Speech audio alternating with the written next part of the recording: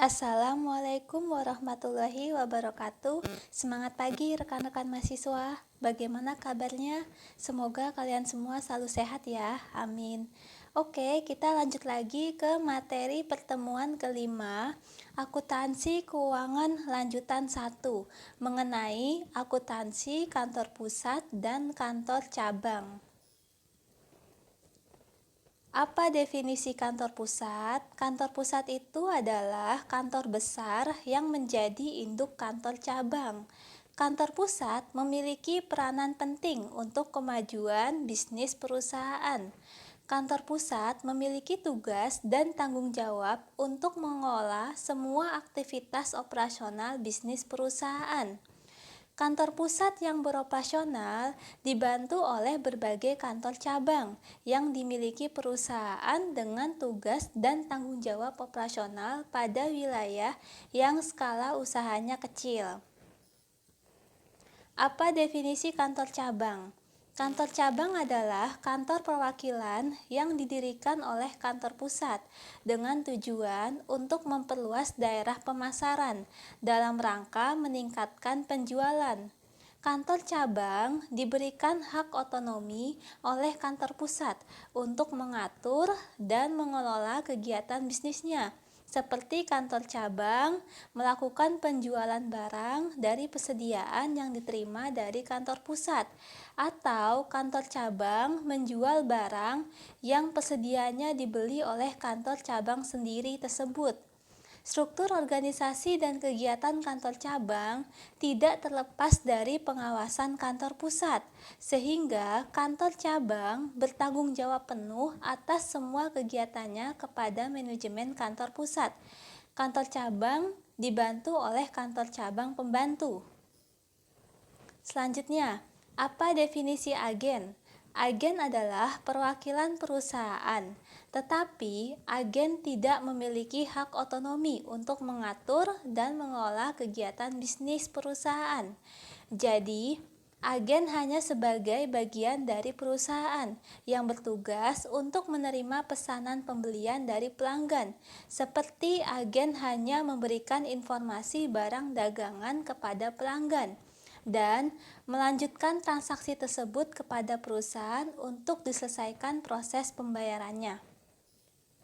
Selanjutnya, apa perbedaan kantor cabang dan agen? Yaitu pertama dilihat dari pembukuan. Kantor cabang pembukuannya lengkap, sedangkan agen pembukuannya hanya buku kas dan penerimaan serta pengeluaran. Selanjutnya perbedaan yang kedua dari sisi persediaan. Kantor cabang memiliki persediaan, sedangkan agen tidak memiliki persediaan. Yang ketiga, perbedaannya dilihat dari kebijakan penjualan dan piutang. Kantor cabang dapat menentukan sendiri kebijakan penjualan dan piutang, sedangkan agen untuk kebijakan penjualannya ditentukan oleh kantor pusat. Yang terakhir, perbedaannya dilihat dari modal kerja. Jika kantor cabang pada modal kerjanya yaitu mengelola uang tunai dan melaksanakan pembayaran atas inisiatif kantor cabang sendiri. Sedangkan agen untuk modal kerjanya dikirim dari kantor pusat dan tidak mengolah uang tunai selain modal kerja yang diberikan oleh kantor pusat. Selanjutnya, ada dua sistem akuntansi yang digunakan untuk mencatat hubungan kantor pusat dan kantor cabang. Yang pertama ada sistem sentralisasi. Dalam sistem sentralisasi, bahwa pencatatan transaksi akuntansi di kantor cabang dilakukan oleh kantor pusat. Hal ini sama seperti kantor agen, bahwa pencatatan transaksi akuntansi di kantor agen dilakukan oleh kantor pusat. Sistem sentralisasi ini digunakan apabila kegiatan bisnis di kantor cabang skala bisnisnya relatif kecil. Sedangkan yang kedua, sistem desentralisasi. Dalam sistem desentralisasi, bahwa pencatatan transaksi akuntansi di kantor cabang dilakukan oleh kantor cabang sendiri. Tetapi, apabila dikehendaki ada pencatatan transaksi yang dilakukan oleh kantor pusat, maka terdapat akun-akun tertentu yang pencatatannya dilakukan oleh kantor pusat. Selanjutnya, ada akun khusus di kantor pusat. Kantor pusat sebuah perusahaan hendaknya memiliki akun bernama kantor cabang, yang fungsinya sebagai sejenis piutang kantor pusat kepada kantor cabang. Akun ini digunakan untuk menampung berbagai aset milik pusat yang dikirim kepada cabang, seperti pengiriman uang kas dari kantor pusat kepada kantor cabang, dan pengiriman barang dagang dari kantor pusat kepada kantor cabang. Jika sebuah perusahaan memiliki lebih dari satu kantor cabang, maka kantor pusat perusahaan tersebut memiliki akun kantor cabang sebanyak jumlah cabangnya. Seperti ada akun kantor cabang Bekasi, ada akun kantor cabang Tangerang, dan sebagainya. Selanjutnya, ada akun khusus di kantor cabang. Kantor cabang sebuah perusahaan hendaknya memilih akun yang bernama kantor cabang, yang fungsinya sebagai sejenis utang kantor cabang kepada kantor pusat. Akun ini digunakan untuk menampung berbagai aset yang diterima kantor cabang dari kantor pusat, seperti uang kas yang dikirim dari kantor pusat kepada kantor cabang, dan barang dagang yang dikirim dari kantor pusat kepada kantor cabang, dan sebagainya. Selanjutnya, saldo akun khusus di kantor pusat dan kantor cabang. Kantor cabang perusahaan memiliki kebebasan dalam melaksanakan kegiatan bisnisnya, tetapi secara hukum antara kantor pusat dan kantor cabang sebagai satu kesatuan usaha, sehingga laporan keuangan untuk kepentingan pengguna harus disusun dalam bentuk laporan keuangan konsolidasi. Pada akhir periode akuntansi, bahwa jumlah saldo akun kantor cabang yang dimiliki kantor pusat harus sama dengan jumlah saldo akun kantor pusat yang dimiliki berbagai kantor cabang. Jika terjadi perbedaan saldo dari kedua rekening ini, maka menunjukkan terjadinya kesalahan pencatatan atau perhitungan dari kantor pusat atau dari kantor cabang atau dari keduanya. Selanjutnya kita lihat contoh transaksi sistem sentralisasi. Yang pertama, kantor pusat mengirimkan uang tunai sebesar 200.000 untuk pembukaan kantor cabang. Maka pembukuannya di kantor pusat, kas kantor cabang bertambah di debit, dan kas di kantor pusat berkurang di kredit sebesar 200.000. Transaksi yang kedua, contohnya, kantor cabang membeli aset tetap secara kredit sebesar 100.000, maka akun aset tetap kantor cabang bertambah di debit dan kas di kantor cabang berkurang di kredit sebesar 100.000. Contoh transaksi ketiga, kantor pusat membeli barang dagang secara kredit sebesar 1 juta dan kantor cabang membeli barang dagang secara kredit sebesar 800.000. Maka pencatatannya, persediaan bertambah dan utang dagangnya bertambah, yaitu sebesar 1 juta. Itu untuk kantor pusat. Dan kantor cabang, yaitu persediaan di kantor cabang bertambah di debit, utang dagang juga bertambah di kredit sebesar 800.000. Contoh transaksi yang keempat, ada pengiriman barang dagang dari kantor pusat ke kantor cabang sebesar 300.000. Maka persediaan di kantor cabang bertambah di debit dan persediaan di kantor pusat berkurang di kredit sebesar 300.000. Selanjutnya, transaksi yang kelima, contohnya, kantor pusat melakukan penjualan barang dagang secara kredit sebesar 1.500.000 dan harga pokok barang dagang yang dijual di kantor pusat sebesar 1 juta. Maka pencatatannya, Untuk kantor pusat, piutang dagang bertambah di debit dan penjualan bertambah di kredit sebesar 1.500.000. Dan untuk harga pokoknya, harga pokok penjualan bertambah di debit dan di kredit persediaannya berkurang sebesar 1 juta. Selanjutnya, kantor cabang juga melakukan penjualan barang dagang secara kredit sebesar 600.000 dan harga pokok barang dagang yang dijual di kantor cabang sebesar 400.000. Maka pembukuannya piutang dagang di kantor cabang bertambah di debit dan penjualan bertambah di kredit sebesar 600.000. Dan kantor cabang juga melakukan pencatatan harga pokok penjualan bertambah di debit dan persediaan berkurang sebesar 400.000. Selanjutnya, transaksi yang terakhir contohnya kantor pusat menerima penagihan piutang dagang sebesar 1.300.000. Maka kas bertambah di debit dan piutang dagang berkurang di kredit sebesar 1.300.000. Dan kantor cabang menerima penagihan piutang dagang sebesar 500.000, maka pembukuannya kas bertambah di kantor cabang di debit dan piutang dagang berkurang di kredit sebesar 500.000. Selanjutnya tadi itu contoh sistem sentralisasi. Sekarang yang kedua ada sistem desentralisasi. Transaksi akuntansi kantor cabang di dalam sistem desentralisasi dikategorikan menjadi yang pertama, ada transaksi antara kantor cabang dengan kantor pusat. Transaksi ini mempengaruhi hubungan kantor cabang dengan kantor pusat, sehingga transaksi ini dicatat oleh kantor cabang dan kantor pusat. Yang kedua, transaksi antar kantor cabang.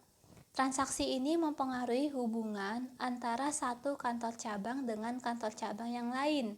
Transaksi antar kantor cabang harus mendapatkan izin dahulu dari kantor pusat, karena secara hukum antara kantor pusat dan kantor cabang sebagai satu kesatuan usaha. Sehingga transaksi ini dicatat oleh setiap kantor cabang dan informasi dokumennya juga disampaikan ke kantor pusat.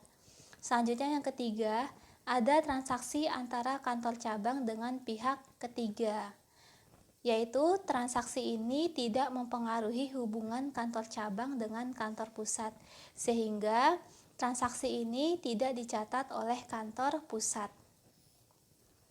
Selanjutnya ke contoh transaksi sistem desentralisasi. Contohnya di sini, di contohnya ada kantor pusat PT Astra, lokasinya di Jakarta, sebagai perusahaan yang bergerak di bidang distributor peralatan kantor. Kemudian PT Astra mendirikan kantor cabang penjualan di Bekasi. Lalu contoh transaksinya, kantor pusat PT Astra mentransfer ke kantor cabang Bekasi berupa uang tunai sebesar 30 juta dan peralatan sebesar 100 juta untuk investasi. Maka pembukuan di kantor pusat yaitu investasi di kantor cabang Bekasi bertambah di debit sebesar 130 juta dan kas di kantor pusat berkurang di kredit sebesar 30 juta dan peralatan di kantor pusat berkurang sebelah kredit sebesar 100 juta. Selanjutnya pembukuan di kantor cabang Bekasi, yaitu kas dari kantor pusat bertambah di debit sebesar 30 juta, peralatan dari kantor pusat sebesar 100 juta bertambah di debit, dan di kredit investasi di kantor pusat berkurang sebesar 130 juta. Selanjutnya, contoh transaksi yang kedua. Kantor pusat membeli barang dagang secara kredit dari pihak eksternal sebesar 260 juta.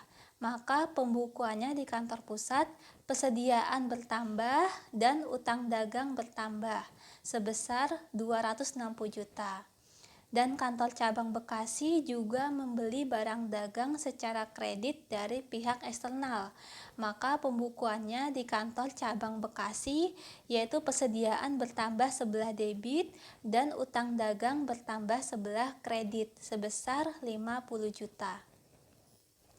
Selanjutnya contoh transaksi yang ketiga, kantor pusat mentransfer barang dagang untuk investasi ke kantor cabang Bekasi dengan jumlah harga transfer sebesar 110 juta. Harga perolehan barang dagang kantor pusat sebesar 70 juta.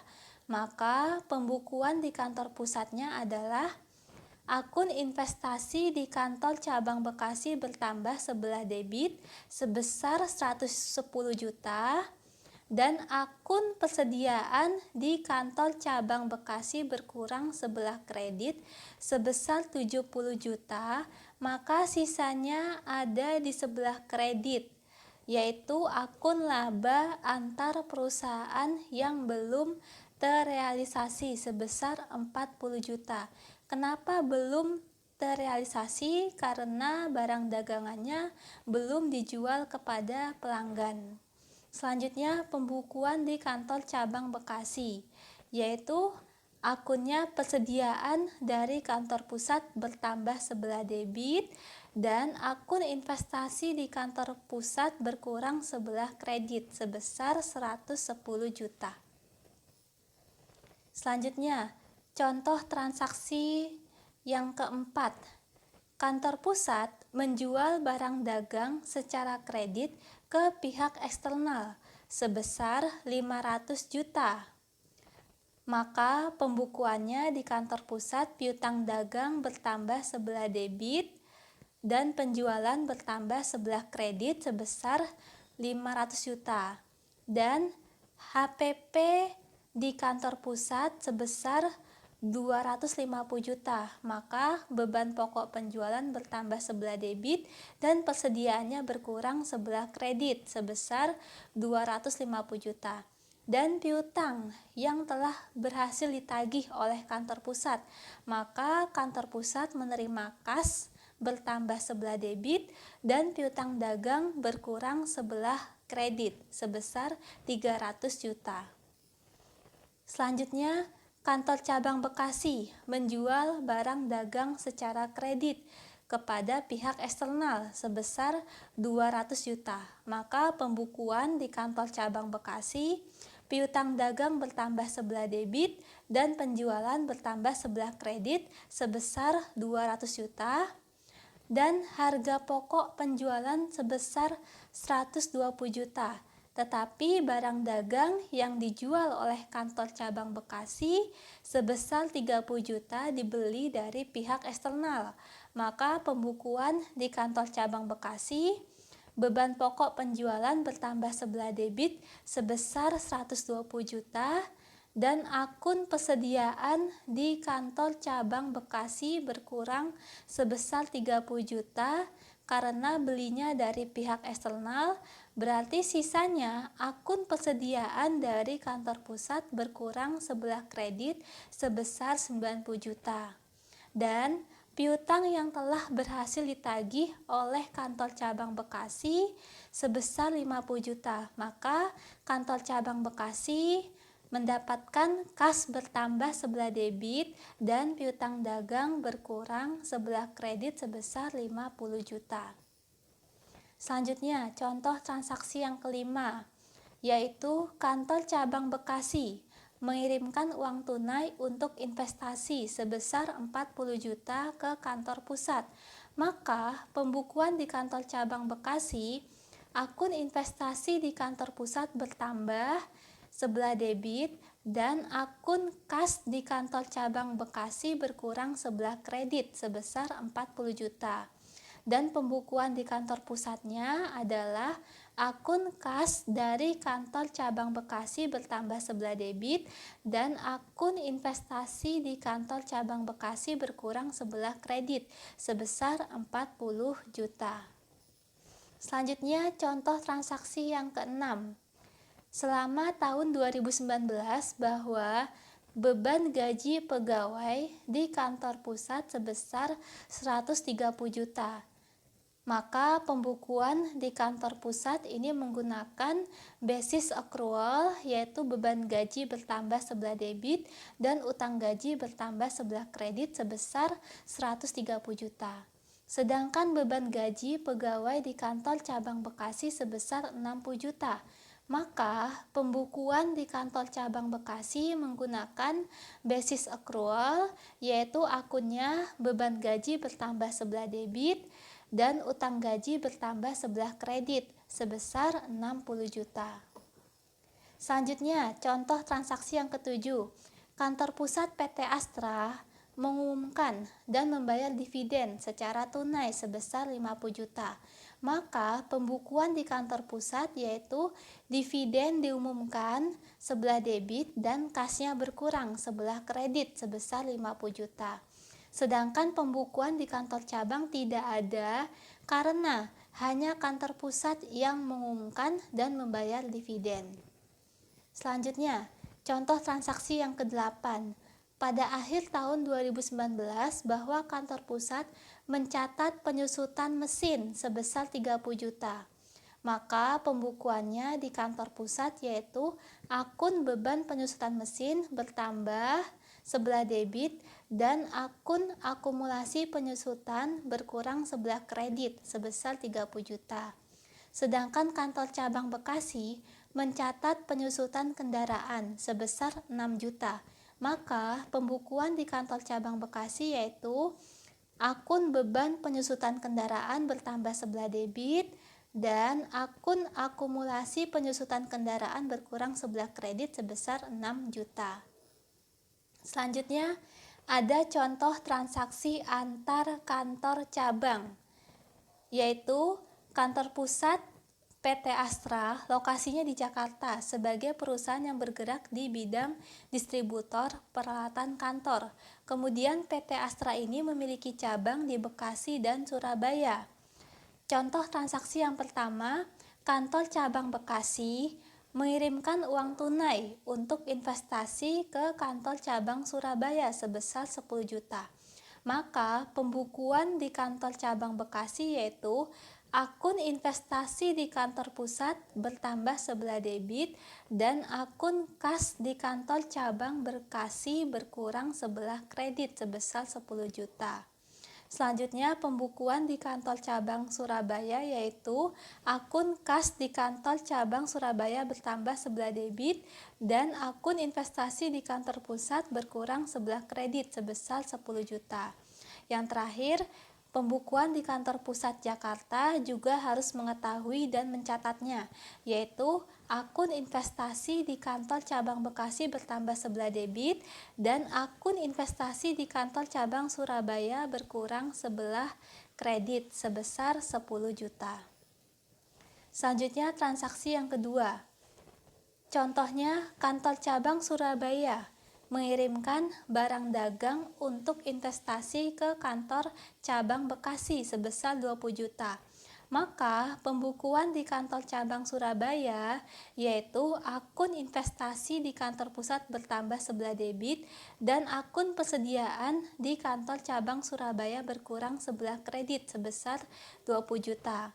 Selanjutnya pembukuan di kantor cabang Bekasi yaitu akun persediaan di kantor cabang Bekasi bertambah sebelah debit dan akun investasi di kantor pusat berkurang sebelah kredit sebesar 20 juta. Dan pembukuan juga dilakukan di kantor pusat Jakarta, yaitu akun investasi di kantor cabang Surabaya bertambah sebelah debit dan akun investasi di kantor cabang Bekasi berkurang sebelah kredit sebesar 20 juta. Selanjutnya, contoh yang ketiga, kantor pusat Jakarta mengirimkan barang dagang untuk investasi dengan harga pokok penjualan sebesar 20 juta ke kantor cabang Bekasi dengan harga transfer sebesar 25 juta. Selanjutnya, kantor pusat mengirimkan barang dagang untuk investasi dengan harga pokok penjualan sebesar 28 juta dikirim ke kantor cabang Surabaya dengan harga transfer sebesar 35 juta. Maka pembukuan di kantor cabang Bekasi yaitu akun persediaan dari kantor pusat bertambah sebelah debit dan akun investasi di kantor pusat berkurang sebelah kredit yaitu sebesar harga transfer yaitu 25 juta. Selanjutnya pembukuan di kantor cabang Surabaya, yaitu akun persediaan dari kantor pusat bertambah sebelah debit dan akun investasi di kantor pusat berkurang sebelah kredit sebesar harga transfer 35 juta. Selanjutnya, pembukuan di kantor pusat Jakarta juga harus mengetahui dan mencatatnya, yaitu akun investasi di kantor cabang Bekasi bertambah sebelah debit sebesar harga transfer 25 juta dan akun investasi di kantor cabang Surabaya juga bertambah sebelah debit sebesar harga transfer yaitu 35 juta. Kemudian akun persediaan di kantor pusat berkurang sebelah kredit yaitu sebesar HPP-nya, harga pokok penjualan, yaitu 20 juta ditambah 28 juta. Hasilnya 48 juta. Dan sisanya dikredit sebesar 12 juta yaitu akun laba antar perusahaan yang belum terrealisasi. Kenapa belum terrealisasi? Karena kantor cabang ini belum menjual persediaannya kepada pelanggan. Oke, selanjutnya agar kalian lebih memahami lagi mengenai pembukuan kantor pusat dan kantor cabang atau pembukuan antar kantor cabang, maka kalian dapat mengerjakan tugas ini. Apabila ada pertanyaan, bisa langsung ditanyakan di forum diskusi. Sekian presentasi dari saya di pertemuan kelima ini. Semoga ini bermanfaat. Terima kasih banyak atas perhatiannya. Wassalamualaikum warahmatullahi wabarakatuh.